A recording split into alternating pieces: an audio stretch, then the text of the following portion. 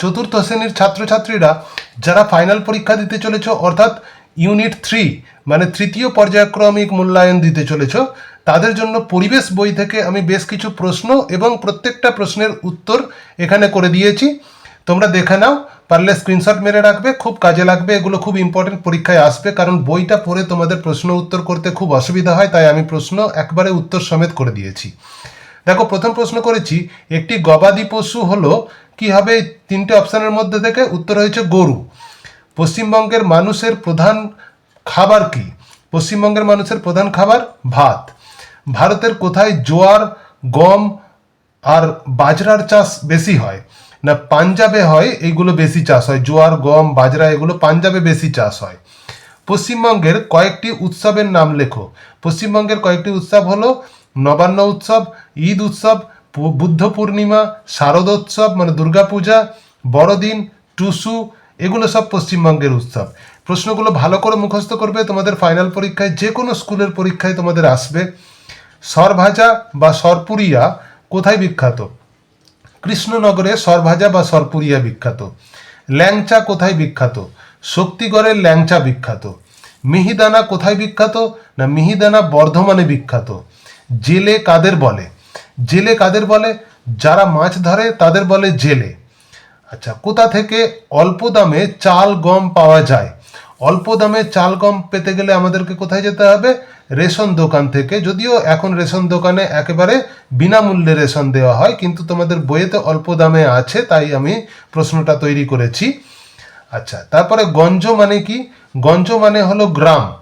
খুব ইম্পর্টেন্ট প্রশ্ন, পরীক্ষায় আসবে। মানুষ কেন জল ধরে রাখার জন্য পোড়ামাটির পাত্র বানিয়েছিল? দেখো, মানুষ পোড়ামাটির পাত্র কেন বানিয়েছিল জল ধরে রাখার জন্য? না, মানুষ দেখলো যে পোড়ামাটি জলে গুলে যায় না, তাই জল ধরে রাখার জন্য তারা পোড়ামাটির পাত্র বানিয়েছিল।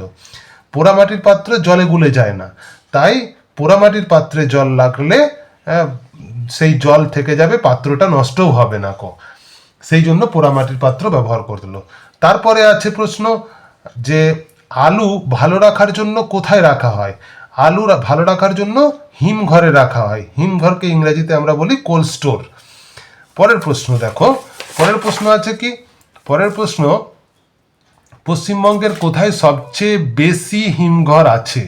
পশ্চিমবঙ্গের জানবে হুগলি, বর্ধমান জেলায়, হুগলি জেলা আর বর্ধমান জেলা, এই দুটো জেলাতে প্রচুর পরিমাণে আমাদের কোল্ড স্টোরেজ বা হিমঘর আছে। প্রাচীনকালে কারা শুকনো করা ফল ভালোবাসত? রোমানরা। রোমের অধিবাসী যারা, রোমের লোকেরা, তারা প্রাচীনকালেতে শুকনো করা ফল খুব ভালোবাসত, অর্থাৎ ফল শুকিয়ে খেত তারা। আচ্ছা, তারপরে হচ্ছে যে বাড়িতে মাছ মাংস রান্না করার আগে নুন হলুদ মাখিয়ে রাখা হয় কেন? উত্তর কি হবে? কারণ এতে বেশ খানিকটা জল বেরিয়ে আসে মাছ মাংস থেকে, তাছাড়া নুন খাবারকে জীবাণু থেকে বাঁচায়। অর্থাৎ হচ্ছে যে মাছ মাংসের মধ্যে যে জল থাকে, তাতে নুন হলুদ মিশিয়ে রাখলে কি হয়, ওই খাবারের জলটা বেরিয়ে চলে আসে।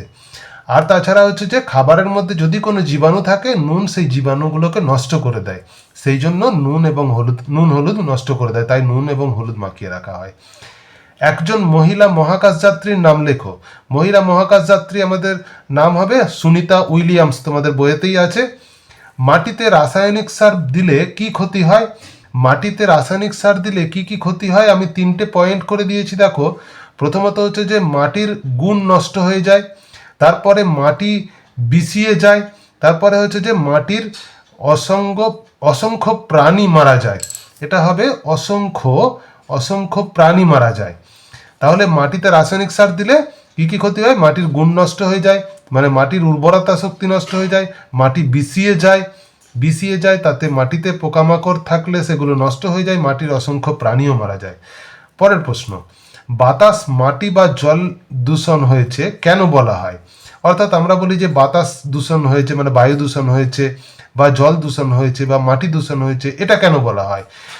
তার কারণ হচ্ছে যে মানুষের জন্যই বাতাস, জল ও মাটি খারাপ হয়ে যায়, মানুষের ব্যবহারের উপযোগী থাকে না, এমন হলেই বাতাস, জল বা মাটি দূষণ হয়েছে বলা হয়। তাহলে কি না, মানুষের জন্য আমরাই জল, মাটি এগুলোকে খারাপ করি, মানুষের ব্যবহারের উপযোগী থাকে না, তখন আর সেগুলোকে আমরা ব্যবহার করতে পারি না। এই অবস্থায় যদি আসে তাহলে আমরা বলি মাটি দূষণ হয়েছে বা জল দূষণ হয়েছে বা বাতাস দূষণ হয়েছে। তোমরা স্ক্রিনশট মেরে নিতে পারো। পরে একটি ছক দিয়েছি, দুদিকে ম্যাচিং দিয়েছি, অর্থাৎ এদিকে আছে কয়েকটি দূষকের নাম আছে, আর এদিকে আছে ডান দিকে আছে কোন ধরনের জলের উৎসে মেশে, অর্থাৎ এই দূষকগুলো কোন কোন জলের সঙ্গে মিশে যায় সেগুলো দেখো কি করেছি। যে গৃহস্থলীর নানান বর্জ্য, অর্থাৎ আমাদের গৃহস্থলীতে যে সমস্ত বর্জ্য পদার্থগুলো তৈরি হয়, যেমন ওই যে খাবারের মানে ফলের খোসা, আনাজের খোসা, এই সমস্ত বর্জ্য পদার্থগুলো কোথায় গিয়ে মেশে না, এগুলো উত্তর হবে কি খালের জলে গিয়ে মেশে। তারপরে প্লাস্টিক কোথায় মেশে, উত্তর হবে নর্দমার জলে গিয়ে মেশে। আচ্ছা, তারপরে কারখানার বর্জ্য কোথায় গিয়ে মেশে, কারখানার বর্জ্য নদীর জলে গিয়ে মেশে। কৃষিক্ষেত্রে কীটনাশক কোথায় গিয়ে মেশে, কৃষিক্ষেত্রে কীটনাশক 4 নম্বর হচ্ছে মাটির নিচের জলে গিয়ে মেশে। আচ্ছা, লঞ্চ বা জাহাজের তেল কোথায় গিয়ে মেশে না, সমুদ্রের জলে গিয়ে মেশে। আর কচুরিপানা কোথায় গিয়ে মেশে না, পুকুরের জলে গিয়ে মেশে। পরের প্রশ্ন আসছি। আচ্ছা, এই পর্যন্ত থাকলো। পরের ভিডিওতে আমি বাকি প্রশ্ন এবং উত্তরগুলো তোমাদের দিয়ে দেবো।